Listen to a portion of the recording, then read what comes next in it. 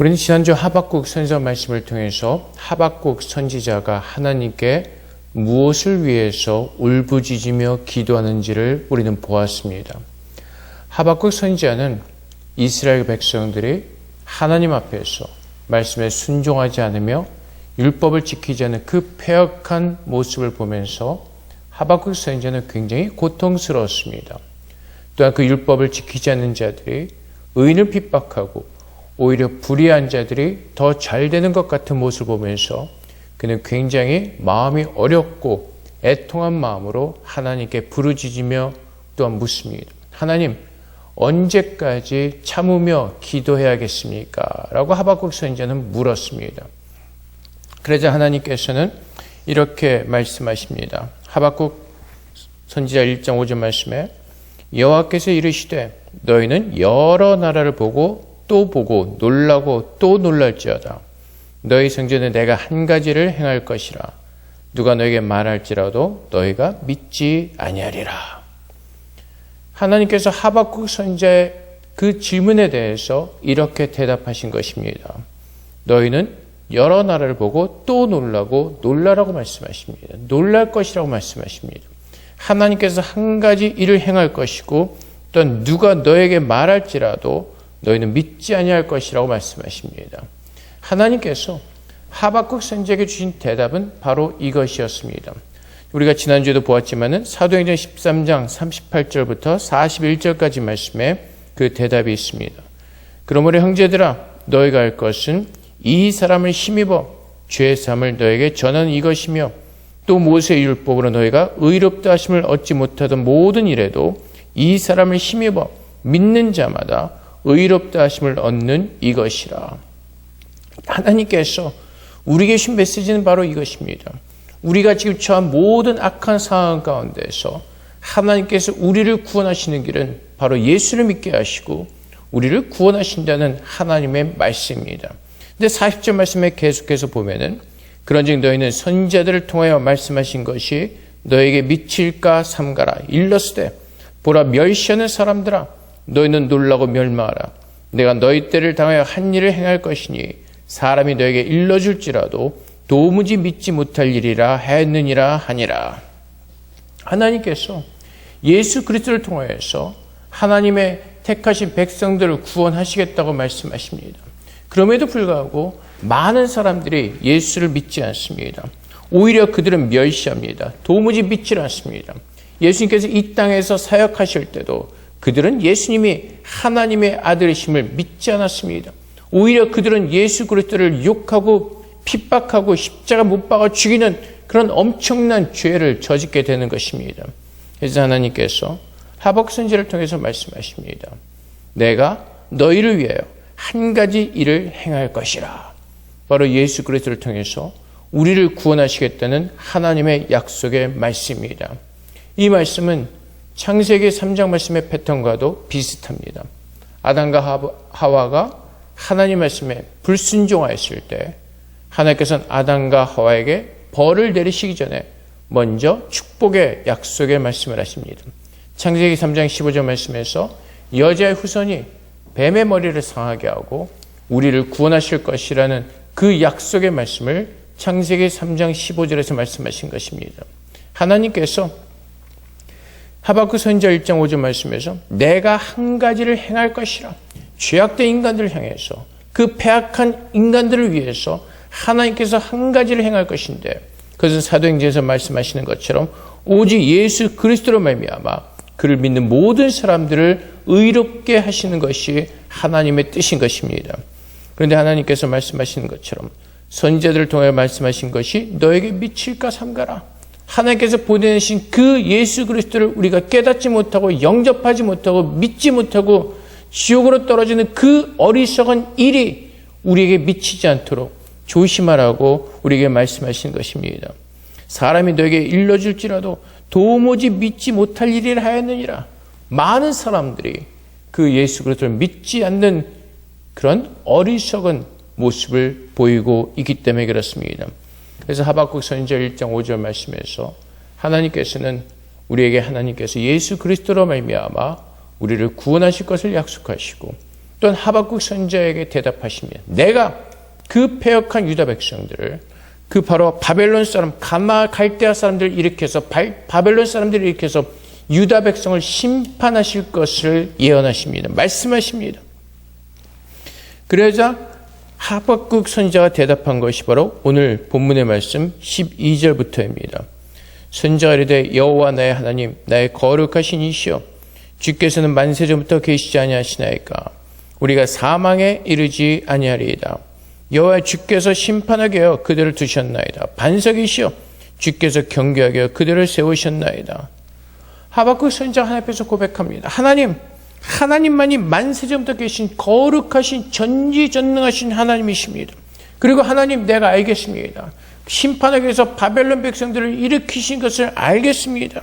13절 말씀에서도 주께서는 눈이 정결하심으로 악을 참아보지 못하며 패역을 참아보지 못하시거늘 어찌하여 거짓된 자들을 방관하시며 악인이 자기보다 의로운 사람을 삼키는데도 잠잠하시나이까. 하박국 선지자가 하나님께서 바벨론 백성들을 일으켜서 유다 백성들을 심판하실 것이라는 것을 알고 있습니다. 들었습니다. 그런데 하박국 선지자는 한 가지 의문이 드는 것입니다.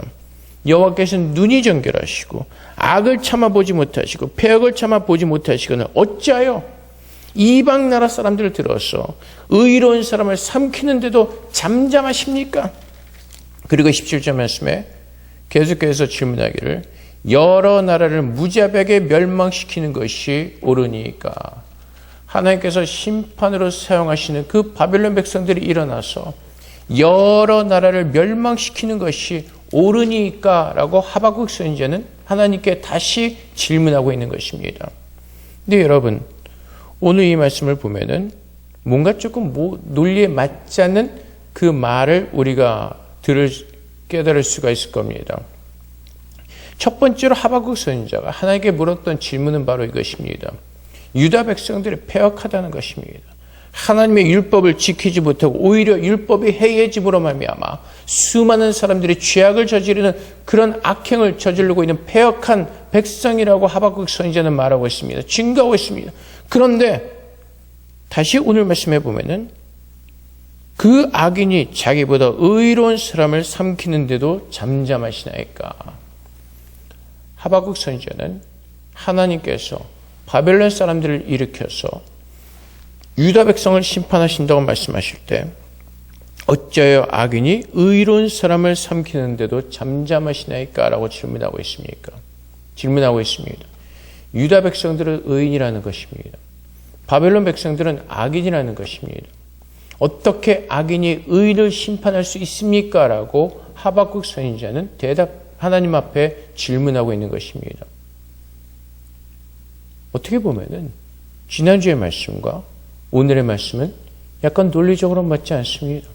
하박국 선지자가 하나님 앞에 부르짖었던 이유는 유다 백성이 패역한 것 때문에 부르짖었습니다. 근데 오늘 말씀해 보면 유다 백성은 의로운 사람으로 표현하고 있습니다. 그 이유는 하박국 선지자는 그 하나님의 뜻을 알았기 때문에 그렇습니다. 이사야서 45장 4절 말씀에 내가 나의 종 야곱 내가 택한 자 이스라엘을 위하여 내 이름을 불러 너는 나를 알지 못하였을지라도 내게 칭호를 주었노라. 하나님께서 이스라엘을 은혜로 택하신 것을 하박국 선지자는 알았기 때문에 그렇습니다. 이스라엘 백성들이 잘나서 어떤 의로운 것이 있어서 하나님께서 그들을 선택한 것이 아니라 하나님께서 그들을 긍휼히 여기셔서 하나님의 백성으로 선택하여서 그들을 의롭다 하시는 것을 하박국 선지자는 알았기 때문에 그렇습니다. 그래서 내 이름을 불러 너는 나를 알지 못하였을지라도 내게 칭호를 주었노라. 누가 칭호를 주었다고요? 하나님께서 이스라엘이라는 그 칭호를 하나님께서 주셨다는 것입니다. 그리고 시편 33편 12절 말씀에서 여호와를 자기 하나님으로 삼은 나라 곧 하나님의 기업으로 선택된 백성은 복이 있도다. 누가 복이 있다고요? 하나님께서 기업으로 선택된 백성이 복이 있다는 것입니다. 그래서 하박국 선지자는 하나님 앞에서 유다를 표현하기를 의로운 사람이라고 표현할 수가 있었던 것입니다. 죄를 짓는 의인들이 있습니다. 유다 백성들의 패역한 모습이었다 할지라도 그들은 하나님으로부터 선택된 백성이었기 때문에, 그들은 하나님부터 의롭다함을 얻은 하나님의 백성들이었기 때문에 하박국 선지자가 보기에 그 악인 이방 사람들이 유다를 치는 것이, 유다를 심판하는 것이 하박국 선지자는 이해할 수가 없었던 것입니다. 전도서 7장 20절 말씀에 선을 행하고 전혀 죄를 범하지 아니하는 의인은 세상에 없기 때문이다 라고 말하고 있습니다. 유다 백성이 패역하고 악하다 할지라도 그들이 하나님의 선택된 백성이었기에 하박국 선지자는 하나님께서 이방의 나라 바벨론 나라를 들어서 유다를 심판하는 것을 하박국 선지자는 이해할 수가 없었습니다. 그래서 하나님께서 이 질문을 하는 하박국 선지자와 또한 동일한 시대에서 동일한 문제를 안고 사는 우리에게 하나님은 이러한 대답을 주시는 것입니다. 시편 40편 5절 말씀에 여호와 나의 하나님이여, 주께서 행하신 기적이 많고 우리를 향하신 주의 생각도 많아 누구도 주와 견줄 수 없나이다. 내가 널리 알려 말하고자 하나 너무 많아 그 쇠를 셀 수도 없나이다. 하나님의 생각이 우리보다 훨씬 많으시다고 성경은 우리에게 가르쳐주고 있습니다. 주의 생각은 너무나 많습니다. 우리는 그 하나님의 생각을 따라갈 수도 없을 만큼 하나님의 생각은 무궁무진하시고 그분의 생각은 높고 깊으십니다. 그래서 이사야서 55장 8절 말씀에도 이는 내 생각이 너의 생각과 다르며 내 길은 너의 길과 다름이니라. 여호와의 말씀이니라. 그래서 여러분, 하박국 선지자가 질문합니다. 하나님, 이것이 맞습니까? 이것이 절대로 옳은 것입니까? 이것이 옳다고 할 수가 있습니까? 하박국 선지자의 질문에 하나님은 이렇게 말씀하시는 것입니다. 내가 진리이고 내가 참이다라고 말씀하시는 것입니다. 그 상황 속에서, 그 어떤 상황 속에서 우리는 하나님의 생각이 높고 높음을 깨닫고 그분의 생각이 많아서 우리는 그분을 따라갈 수 없음을 깨닫고 우리는 그분 앞에서 잠잠하게 그분을 바라보며 그 하나님 말씀에 순종의 제사를 올려드려야 되는 것입니다. 그래서 가장 좋은 예가 믿음의 조상 아브라함입니다. 그의 믿음을 하나님께서는 온전하게 하셨습니다. 그는 어떤 상황 가운데서도 하나님께 순종하는 그 믿음의 제사를 올려드렸습니다. 우리가 너무나 잘 아는 사실입니다. 아브라함과 사라가 애를 낳을 수 없을 때 하나님께서는 강권적으로 말씀하십니다. 네가 아들을 낳을 것이라고 말씀하십니다.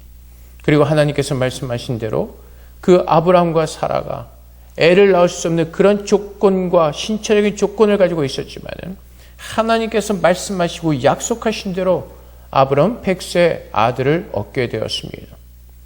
여러분 한번 생각해 보십시오. 100세 낳은 아들, 정말 애를 낳을 수 없었던 그 상황 가운데서 나이가 많은 그 100세 아들을 낳았던 그 아브라함과 사라의 마음이 어떻겠습니까? 그 이삭은 그 무엇과도 바꿀 수 없는 아브라함에게 최고의 보물이었을 것입니다. 그런데 그 이삭이 어느 정도 성장했을 때 하나님께서 창세기 말씀에서 이렇게 아브라함에게 말씀하십니다.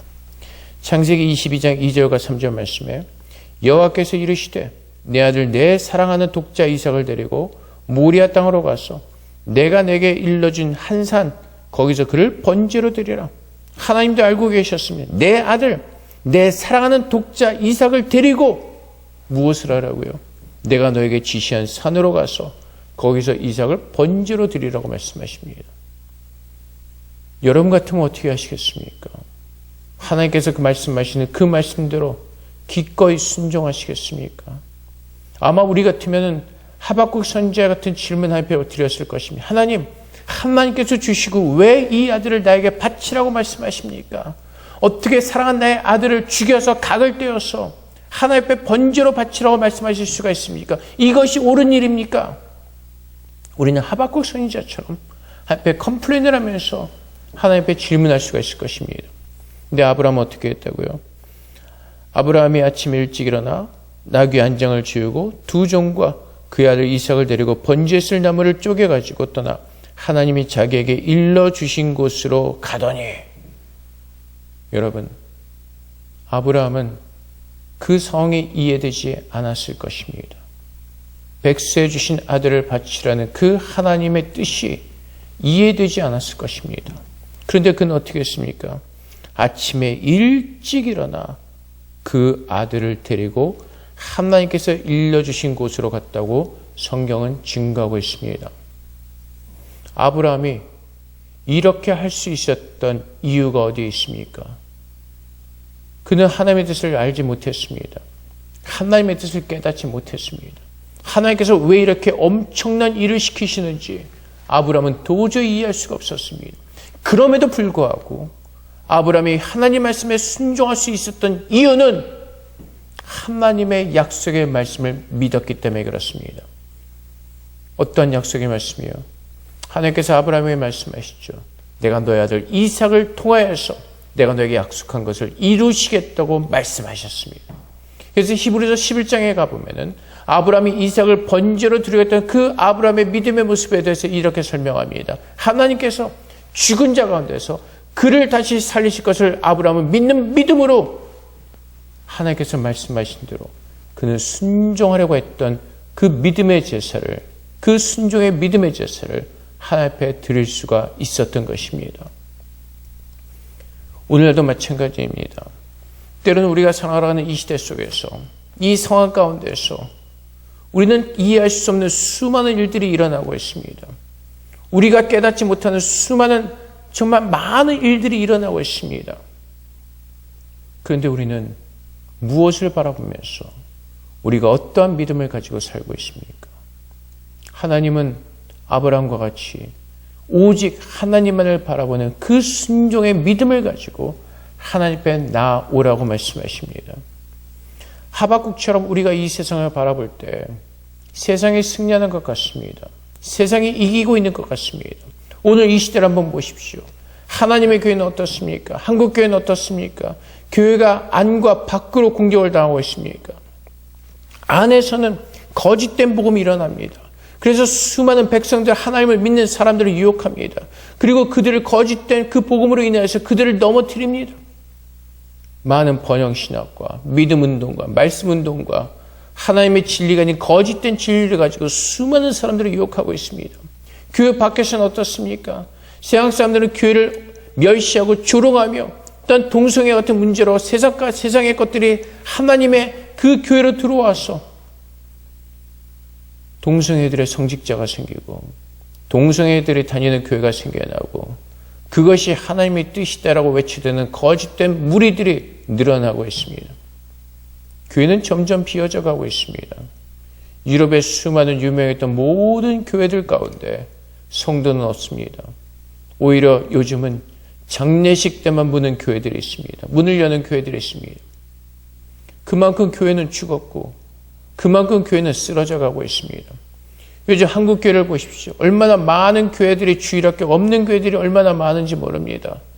수많은 아이들이 교회를 나오지 않습니다. 젊은이들이 교회로 나오지 않습니다.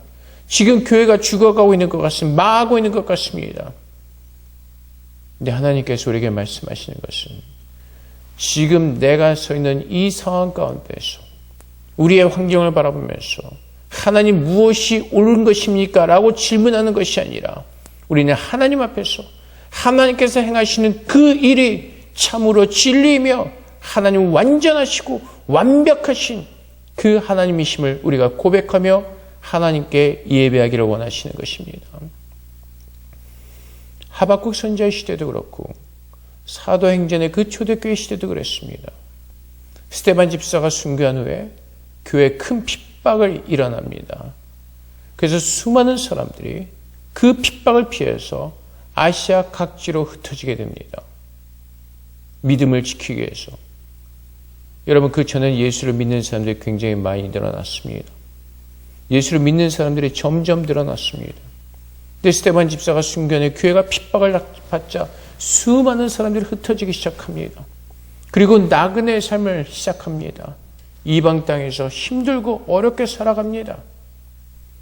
그래서 겉으로 볼 때는 제3자가 볼 때는 교회가 졌습니다. 핍박을 피해서 도망갔기 때문에 그렇습니다. 아시아의 수많은 사람들이 흩어지면서 그들이 도망갔기 때문에 그렇습니다. 그런데 하나님께서는 베드로를 통하여서 그들에게 뭐라고 말씀하십니까? 베드로전서 1장 6절과 7절 말씀에 그러므로 너희가 이제 여러 가지 시험으로 말미암아 잠깐 근심하게 되지 않을 수 없으나 오히려 크게 기뻐한도다. 너희 믿음의 확실함은 불로 연단하여도 없어질 것보다 더 귀하게 예수 그리스도께서 나타나실 때 칭찬과 영광과 존귀를 얻게 하실 것이라. 하나님께서 말씀하시는 것이 무엇입니까? 우리의 눈으로 볼 때는 망한 것 같고 쓰러진 것 같지만은 하나님 편에서는 그것이 아니라는 것입니다. 하나님 편에서 하나님의 시각으로 하나님께서 우리에게 주신 말씀이 무엇입니까? 그 상황 가운데서 너희가 여러 가지 시험을 만나 근심하게 되지 않을 수 없으나 오히려 크게 기뻐한다고 말씀하십니다. 왜 그렇습니까? 잠깐 근심하게 되는 것이라고 말씀하십니다. 우리는 이 세상에서 나그네와 같이 살아갑니다. 세상의 시간은 잠깐 보이다마는 안개와 같다고 하나님은 우리에게 말씀해 주고 계십니다. 우리가 이 땅에서 실패한 것 같지만은 그것은 잠깐 동안의 일이라는 것입니다. 하나님은 오히려 그 상황 가운데서 우리를 연단하셔서 불로 연단하셔서 하나님 보시기에 존귀하고 영광스러운 그 아름다운 모습으로 우리를 귀하고 더 귀하게 아름답게 만들기를 하나님 원하고 계시기 때문에 그렇습니다. 하박국 선지자 때 하나님께서 이방 나라를 세우셔서 유다를 심판하는 것이 그것이 하박국 선지자의 눈에는 옳게 보이지 않았다 할지라도 그것이 하나님의 뜻인 것입니다. 하나님께서 행하시는 그 일이기 때문에 그것은 완전하고 그것은 완벽한 것입니다. 우리가 아브라함처럼 하나님께서 이삭을 바치라고 말씀하실 때 우리는 그분의 뜻을 깨달을 수가 없습니다. 그분의 뜻이 무엇인지를 우리의 지혜와 우리의 연약한 생각으로는 하나님의 뜻을 온전히 깨달을 수가 없습니다. 하지만 그 시간이 지난 후에 하나님께서 왜 그렇게 하셨는지를 깨닫고 우리는 하나님 앞에 감사함으로 영광을 돌리게 될 것입니다. 그것이 성경을 통해서 하나님께서 우리에게 보여주시는 하나님의 귀한 역사이고 하나님의 뜻이기 때문에 그렇습니다. 그래서 우리가 지금 눈으로 보이는 것만이 전부가 아닌 오늘 하나님의 귀한 계획이 있으시고 하나님의 귀한 뜻이 있으셔서 오늘 우리가 패배한 것 같은 이 상황 속에서도 하나님은 오늘도 우리를 붙들어주고 계시고 오늘도 그분의 능력으로 우리를 다듬으시고 연단하셔서 하나님께서 가장 기뻐하시는 존귀하고 아름다운 사람으로 하나님 우리를 만들어내실 것입니다. 그래서 우리가 바라보는 것은 예수님께서 다시 오시는 그 마지막 날을 우리는 기다리는 것입니다. 그래서 베드로전서 1장 13절 말씀에 그러므로 너희 마음의 허리를 동이고 근신하여 예수 그리스도께서 나타나실 때 너에게 가져다 주실 은혜를 온전히 바랄지어다. 온전히 바랄지어다. 그래서 여러분, 우리는 이 땅에서 어떻게 살아야 됩니까? 하나님만을 바라보는 겁니다. 아브라함이 그랬던 것처럼 하나님께서 우리에게 주신 그 약속의 말씀을 붙들고 지금 세상에 어떠한 모습에 있건 우리가 어떤 풍랑 가운데 있건 우리가 어떤 상황 가운데 있건 오직 진리 대신 참이신 하나님만을 바라보면서 그분께서 주신 그 말씀을 붙들고 우리의 마음에 허리를 동이고 근신하며 예수님께서 우리에게 주신 그 온전한 은혜를 우리는 간절히 소망하면서 오늘 하나님을 바라보는 은혜 가운데 우리는 서 있어야 되는 것입니다. 세상은 더 악해지고 있습니다. 세상은 더 심각하도록 악해지고 있습니다. 교회가 지고 있는 것 같습니다. 많은 교회 건물들이 비어지게 되고 수많은 악한 것들과 세상 것들이 교회로 들어와서 교회를 무너뜨리고 있습니다. 교회가 세상에서 무너지는 것 같고 항복하고 있는 것 같습니다. 그때 우리는 세상을 바라보는 것이 아니라 오늘도 모든 만물을 주관하고 계시는 그 하나님을 바라보면서 겸손한 마음을 엎드려 하나님께서 나에게 온전한 구원을 주시기를 간절히 소망하면서 믿음으로 하나님 말씀을 붙들고 오늘도 하나님을 바라보는 은혜 속에 거하는 믿음의 사람이 되어야 될 것입니다. 나중에 다음 장에 나오겠지만은, 그래서 하박국 선지자는 무엇이라고 고백합니까?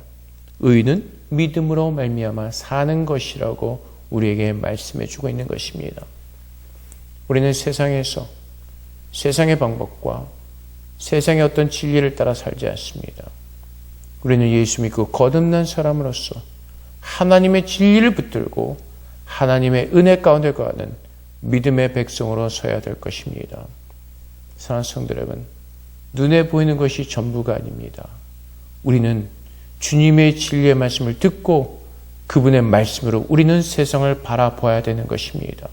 그리고 그분의 뜻이 이 땅 가운데 어떻게 이루어지는 것을 보고 우리는 주 앞에 엎드려 하나님께서 일하심이 완전하시고 완벽하시고 영광 받으실 거룩하신 것임을 우리는 깨닫고 그분 앞에 오직 존귀와 찬양을 올려드려야 될 것입니다. 사랑하는 성도 여러분, 오늘 여러분들이 힘들고 어려운 가운데 계십니까? 나에게 왜 이런 일이 닥쳤는지 내 생각으로 내 지혜로는 결코 이해되지 않는 그런 어려운 일들이 우리에게 닥쳤습니까? 우리가 생각하지 못하는 수많은 어려운 일들이 우리 눈앞에 보이고 있습니까? 우리가 그럼에도 불구하고 붙들어야 되는 것은 오직 진리의 말씀, 하나님 말씀밖에 없습니다. 오늘도 겸손하게 하나님 앞에 엎드려 그 하나님께서 우리 주신 약속의 말씀을 붙들고 주님께서 오실 그날 그 주님께서 우리에게 주실 온전한 은혜를 기다리면서 오늘도 감사한 마음과 기쁜 마음으로 하나님 앞에 서시는 여러분 되시기를 주님의 이름으로 축복을 드립니다. 기도하겠습니다. 사랑하신 아버지 하나님, 우리를 주님의 자녀로 삼으셨습니다. 그리고 하나님의 영광을 볼 수 있는 믿음의 눈을 우리에게 허락하셨습니다. 아버지 하나님, 우리가 세상을 바라보면서 세상의 것으로 판단하지 말게 하시고 주의 말씀으로 보게 하시고 듣게 하시고 판단하게 하셔서 오직 감사함 앞에 영광 돌리는 믿음의 자녀 되게 하여 주시옵소서. 아버지께서 행하시는 모든 일들이 완전하십니다. 하나님의 지는 높고 깊어서 우리는 깨달을 수가 없습니다. 하나님, 하지만 우리는 알게 될 것입니다. 우리가 믿음의 순종의 제사를 드리며 주님 앞에 나갈 때 하나님께서 왜 그렇게 하셨는지 우리는 깨닫고 다시 한번 하나님 앞에 감사함과 찬양과 영광을 주 앞에 올려드리게 될 것입니다. 우리들은 모든 어리석음을 가려주시고 예수를 믿는 믿음 안에서 하나님의 진리를 말씀을 믿는 믿음 안에서 오직 하나님께 아름다운 순종의 제사를 드리는 거룩한 믿음의 백성으로 우리 모두를 축복하여 주시옵소서. 살아계신 예수 그리스도 이름으로 기도합나이다. 아멘.